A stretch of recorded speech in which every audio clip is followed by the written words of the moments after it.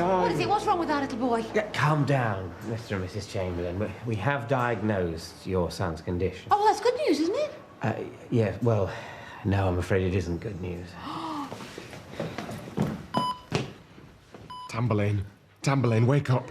Tamburlaine can't hear you, Mr. Chamberlain. There's no nice way of saying this, but your son is dying. My little pumpkin! Hang on in there, Tamburlaine. Dying? What of? Embarrassment. Oh, Mummy's brave little soldier! Have you been cutting up his egg for him? Because he does like it cut up. Oh, look at the state of you. I've never seen levels of embarrassment like this before. We estimate that he's got 6 weeks left at most. Well, nothing's too good for him. We're going to make these last weeks the best ever. Do you hear me, Tamburlaine? The best ever. We'll take you to Disneyland. You can meet Mickey Mouse himself, shake his hand. We'll make them do a parade just for you. You can get that singer and he likes. The one that did Achy Breaky Heart. He can come in and wake him with a song. What was he called? Right, says Fred. Says Fred. That's the one. You'd like that, wouldn't you, Poodle Pops? Remember? You danced to it at your Auntie Pauline's boob job party. He was 5. Little purple page boy outfit and a white sailor's hat. It was so adorable. I've got some photographs. Oh, no, hang on. That was him. 2 in the bath. Look at his little dinky do. We're losing him! Becky, don't go! You haven't tried on your new cardigan! Time of death, 11:26 a.m. Mr. Bungles is crying. We're gonna give you the best funeral ever. Uncle Jeff will read some of his blue limericks. And I'll do my impression of John Major singing Thriller.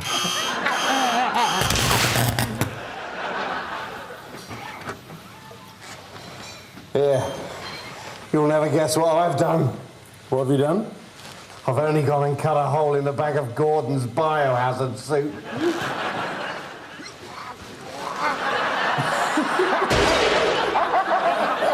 Hilarious. So this is house number 3, the wild card, and I think we better start in the bathroom. So this is the bathroom. Oh, well, it's a good size. Yeah, shower fitting. Sorry, do you want to try that again? Oh, is there a problem? I just think it's worth doing the bathroom bit again. You forgot to say about the bath. Say what about the bath? Oh, it'll be obvious. So, this is the bathroom. Oh, this is a good size. Yeah, shower fitting. And a bath. Was that better? I mentioned the bath. Sorry, what kind of people are you? Um, The bath is not white. No, it's sort of green, isn't it? It's avocado, you The rule is that no one can live with or stand for a second any bath that isn't white. And if you look like you can on television, everyone will just think you're scum. You're supposed to say, I couldn't live with that bathroom suite, that would have to go, and then we all agree, along with the whole of Britain. What about all the people who fitted coloured bathroom suites? Nobody knows. Death camps, mass sterilisation, living in the sewers, eating prawn cocktails. Who cares? They're not around anymore. So I advise you to march in step with the rest of the white bathroom-loving nation. Remember it like racism. White is right. So this is the bathroom. oh, well, this is a good size. Yeah, shower fitting. I'm not sure I like the colour of the bathroom suite, though. Yes! I mean, could you live with it for a second? I mean, could you stand to have a single bath in there without being sick? How could you sleep a wink knowing that somewhere in your house, mute ceramic witness was being paid to your total inability to bow to the prevailing taste consensus? I suppose. How could you let your children bathe their pink, vulnerable bodies in a colour that famously clashes with pink? Everyone knows that children's bodies look better in a white bath, and before you say that sounds weird, I mean alive or dead. So I ask you again, could you live with that bath? Yes! Yes, I could! And I don't care who knows it! It's fine! I mean, it might not be what I choose, but given that this is a room in which I shit and wash my balls, I don't see it's particularly important what the colour scheme is. Well said, darling. And I'll I'll go one. It is a colour I choose. I like it.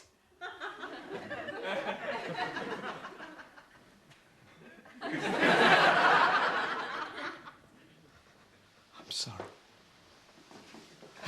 I'm so sorry, my darling. It's kind of this way. I'm so sorry. That was for the best. Now, come on. Let's go and look at the guest bedroom. It's got flock wallpaper. You'll know what to say. I couldn't live with it. Could you live with it? I couldn't live with it.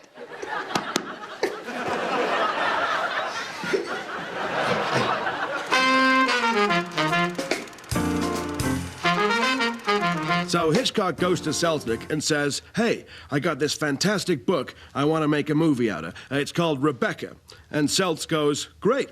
Who do you want for Rebecca? And Hitch says, no one. It's about this guy marries a girl, takes her back to his big old house, and all anyone can talk about is his first wife, Rebecca, who's dead. And Selznick goes, whoa, whoa, whoa, she's dead? Listen up, you limey bastard. You're in Hollywood now. And in Hollywood, you go see a film called Rebecca, there better be a dame called Rebecca in it. Got it? And, you know, Selznick was the money, so first cut, we did it his way.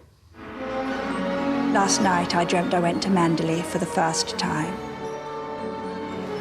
So, here we are, darling. Mandolin. Oh, I'm Max. It's everything I hoped it would be. You know, we simply must hold the most wonderful party. Well, Maxim, whatever is it? Are you unhappy? No, Rebecca, it's nothing. I was just wondering what my second wife is going to be like. I bet she'll want to hold a party, too. Mrs. Danvers, may I ask you something? Of course, madam. Mrs. Danvers, I should like to see the East Wing. Oh, I'm afraid that's quite impossible, madam. The master is keeping that wing just as it is for the second Mrs. De Winter. Oh, well, surely in the meantime he wouldn't mind me... No, madam. No one ever goes in there. Yet. Mrs. Danvers, I must insist. But it's Mrs. De Winter's wing.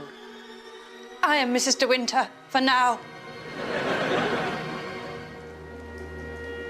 Oh, Maxim, I wish you could have come to the boating lake today. It was perfectly lovely. Max, you're not even listening to me. I'm sorry, dear. I was thinking about a time when we'll be playing tennis. How she'll love tennis. So that's why I'm not allowed on the court. I'm surprised you didn't keep the boating lake for her as well. Oh, no. We'll never use the lake once you're gone. She'll find it too upsetting. Besides, people will say it's haunted.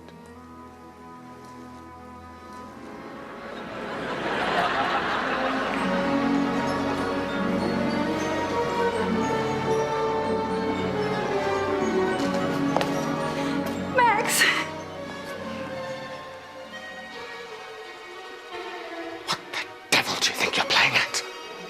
God's sake, go and change out of that thing! I don't understand. It's only the dress and the portrait. The portrait of the second Mrs. De Winter!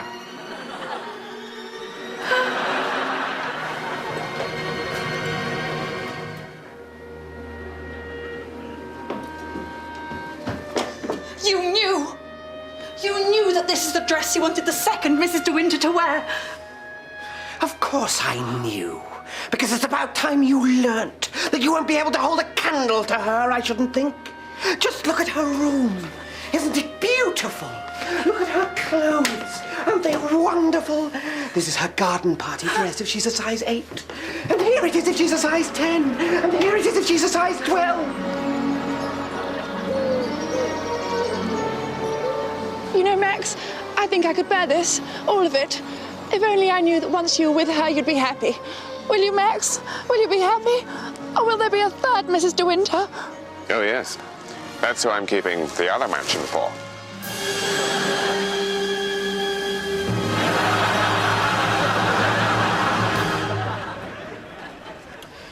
You know Kerry in the open plan upstairs? What, sad Kerry or Danish Kerry?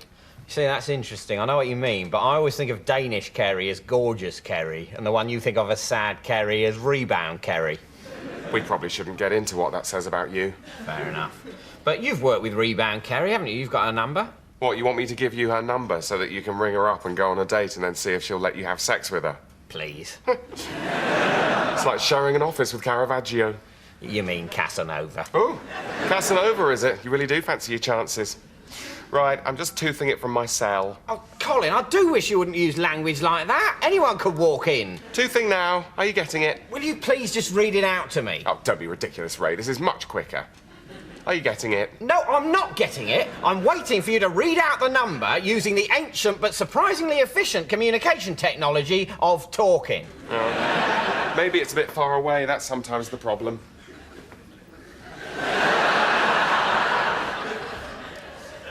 Have you got it now? Fine, you win. I'm now turning on Bluetooth. I want to die. See, it's quicker, isn't it? It demonstrably is not. It's better, though, isn't it? No, not really. More fun? No. Have you got it? No.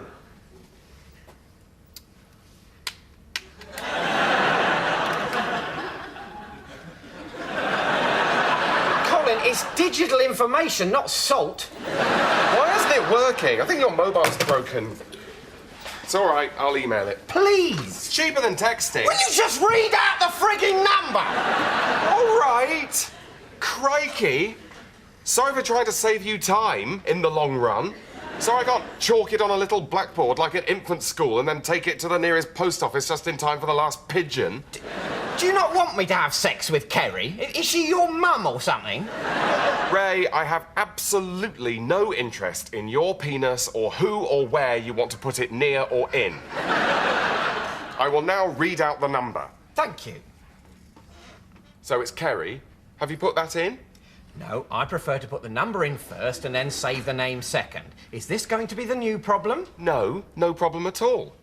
It's just that in predictive text, Kerry comes out Jerry, and I wouldn't want you to involve yourself in some kind of humorous misunderstanding. Your keenness to avoid humorous misunderstandings is one of your more appealing qualities, Colin. Now, will you please just give me Kerry's telephone number and in a way that is not completely perverse? Add 44 or 020 7946 0869. Do you mean 0207 946 0869? Well, yes, if you want to be boring about it. How much for the wardrobe? That one, mate, 250. It's quite a lot, isn't it? Not really. French oak, 1890s, gateway to Narnia. Lovely marquetry work on the doors, 250. Sorry, did you just say gateway to Narnia? That's right, love. What, the Narnia? Yes, mate. Paperbacks are all 50p, mate. Sorry, what? Witches, gnomes, all that? I think they prefer the term dwarves, but yeah. Aslan? Oh, yeah, he's lovely, yeah. Bit mysterious, but then he is a lion, so hard to know what they're thinking. So, what, you've actually been to Narnia? Oh, yeah, it's lovely. Bit like the Cotswolds. And you're selling it at a car boot sale because... Well, I don't really need it anymore. I mean, you know, it's good when I had the flat. Handy to have a bit of outside space. But, you know, since we moved, we've got a garden and fitted wardrobes. So... Can we have a go? Oh, yeah, it all works, yeah. Knock yourself out. They're £1, darling.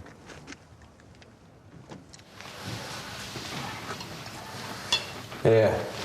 Do you know what I've done this time? No? I couldn't help myself. I've only gone and taken the soup out of Gordon's thermos and replaced it with the Ebola virus. You guys! Got him. Come, my love! The stout went... Oh, God. Oh, right, yeah, I remember. What do you reckon? We were in Narnia for years and years. And we became king and queen, and we were good and just, and we loved all the time, apart from when we had to do a battle, but then we always won. And I had a little mouse who was my servant who could speak. Did you?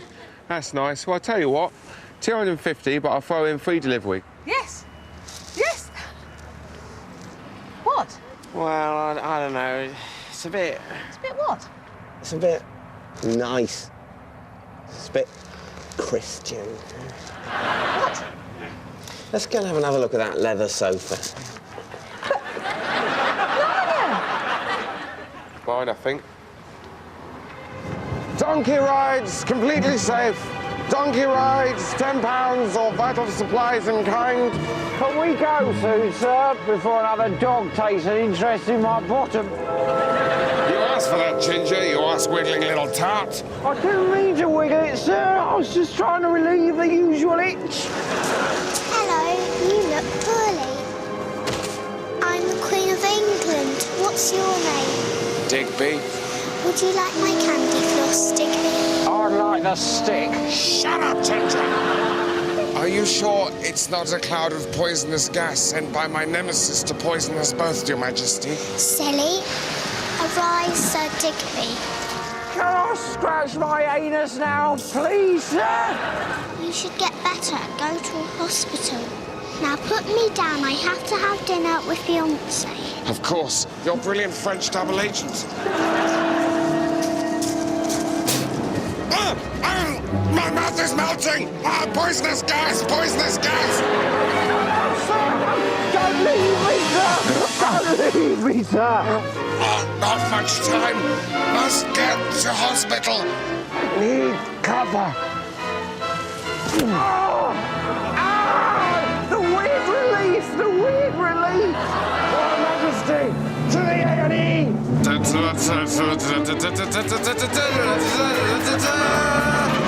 In a world spinning rapidly off its hinges on streets cluttered with hood-wielding thugs peddling disco biscuits and cheap fireworks, who is left to fight for honor, justice, and enough loose change for a bottle of Happy Shopper Ouzo? Yes, it's the surprising adventures of me, Sir Digby Chicken Caesar.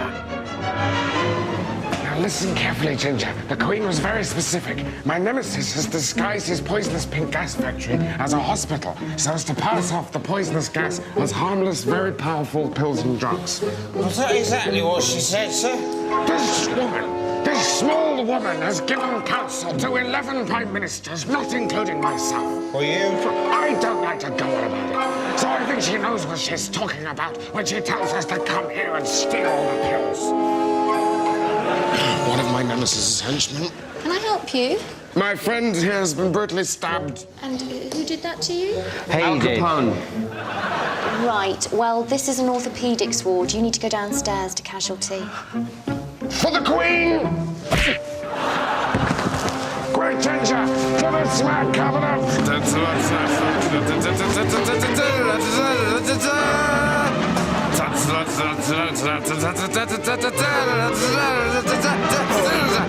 How many harmless narcotics must Ginger and I consume before the Empire is safe? What the hell happened to my grant from the Home Office? How much longer will Benji's remain the last sandwich shop not to have security men on the door? Saps. Find out in the next thrilling installment of The Surprising Adventures of Sir Digby Chicken Caesar. Environmental catastrophe of vast proportions. We asked the Minister for Shipping to comment on that story, but she just yawned. But who needs her when we've got you? What do you think about this issue? Do you have any thoughts? What are those thoughts? Will you tell us them? Any thoughts at all will do. If you have them, we want to hear them. Are you personally affected by this issue? Then email us. Or if you're not affected by this issue, can you imagine what it would be like if you were? Or if you already are affected by it, but don't want to talk about it, can you imagine what it would be like not to be affected by it? Why don't email and tell us? Yes, why not? What possible reason could there be for you not to email us? Certainly ignorance shouldn't be a bar. You may not know anything about the issue, but I bet you reckon something. So why not tell us what you reckon? Let us enjoy the full majesty of your uninformed ad hoc reckon by going to bbc.co.uk/me-and-my-important-thoughts, all one word, clicking on What I Reckon, and then simply beating on the keyboard with your fists or head.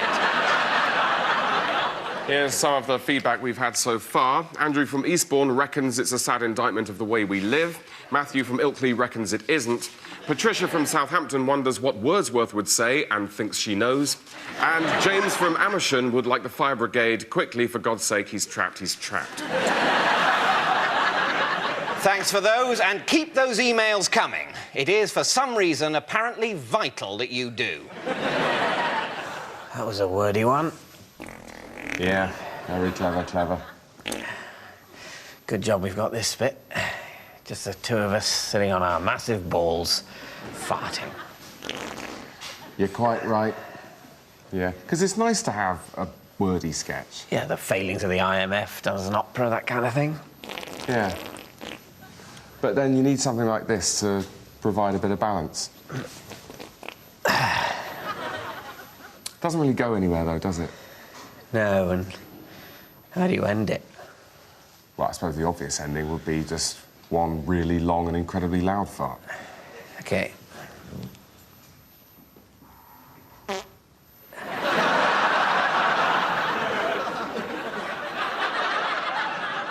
So there are various roles which we're hoping to fill. I know you've been working jolly hard trying to come up with some suitable candidates. If we start with the accountancy position, because I think that's probably the most straightforward, what are your thoughts? Well, I have had a bit of an idea on this one. I think you'll be surprised, but hopefully as excited as I am. What do you reckon to Lindsay Davenport? Presumably not the tennis player. The former world #1, yes? Right. What are her qualifications? Well, she's won 3 Grand Slams, an Olympic gold medal. She's been world #1 for... In tennis? Yes, this is all in tennis. She's known by fans and fellow professionals alike as thoughtful and well-balanced, and she's the tallest woman ever to win a Grand Slam singles title. So, it's all good. Right, I just wonder, I mean, take me with you here, Greg. In what way any of these things qualify her for an accountancy job? Are you really suggesting that working out your payroll is harder than winning Wimbledon? No, I'm saying it requires different skills.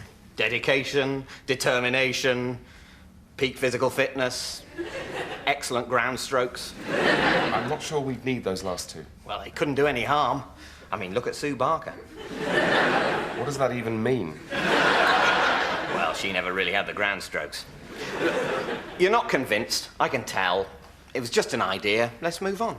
Right, head of marketing. Ah, right, well, I think I'm actually going to surprise you again. You're not going to suggest another tennis player, are you? No. No, I was actually going to suggest the same tennis player, Lindsay Davenport. OK, I'm just not sure what she has to offer the world of business. Well, you say that, but she's actually recently been considered for a major accountancy post. Greg, I haven't got much time. Let's move on again. Now, the really important post which we must fill is Chief Operating Officer. Now, I'd like to hear what your suggestions for that are, but I'm going to ask you not to say Lindsay Davenport. OK, well, business is about thinking outside the box and not always working to the brief you've been given. So I think I might be about to surprise you again when I say that I am going to say Lindsay Davenport. Now, I'll be honest with you, Tim. If you do go for Lindsay as Chief Operating Officer, there is one major drawback. Which is? It leaves you with a massive gap in accountancy and marketing. Greg, have you actually interviewed any serious candidates for any of the jobs I briefed you about? Well, to be honest with you, Tim, I was so impressed by the meeting I had with Lindsay Davenport that I pretty much called off the search. I mean, she is terrific. She's so tall. Have you actually got anyone else on your books at all? Oh, yes, of course. There's, Alan, Davenport. Quite a coincidence. Yes, it isn't it? No, I'm just going through the D's. So, tell me about Alan. Well, he's tall, likes tennis, bit of a womanly bearing, excellent ground strokes, known as Lindsay to his friends. Get out, Greg.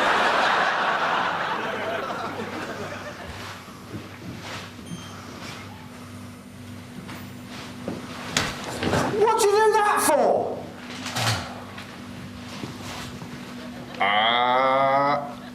Oh, yeah, hilarious, Gordon. Really funny.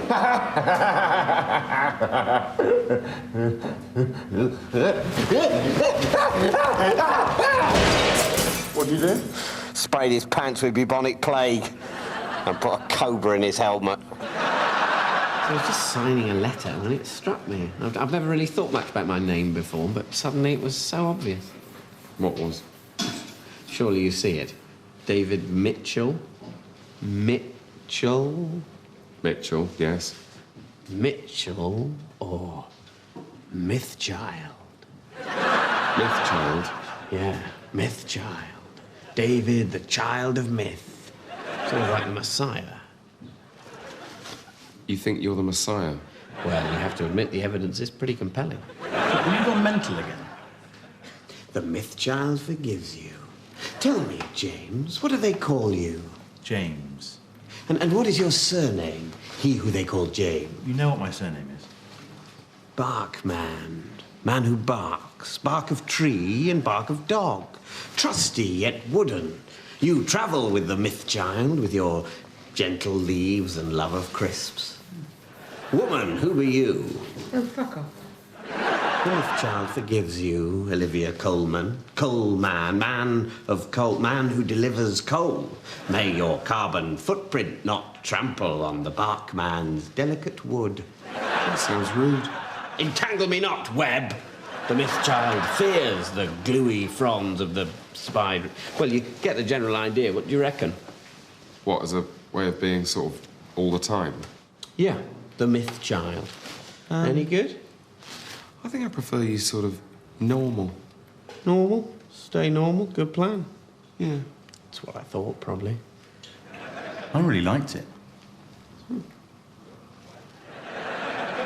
Business news now, and the Bank of England have announced interest rates are set to I'm rise. sorry, Paul, I'm going to have to interrupt you there. We're just getting reports of some astonishing breaking news. It appears that an invasion of the Earth by an unknown but vastly powerful extraterrestrial aggressor is underway.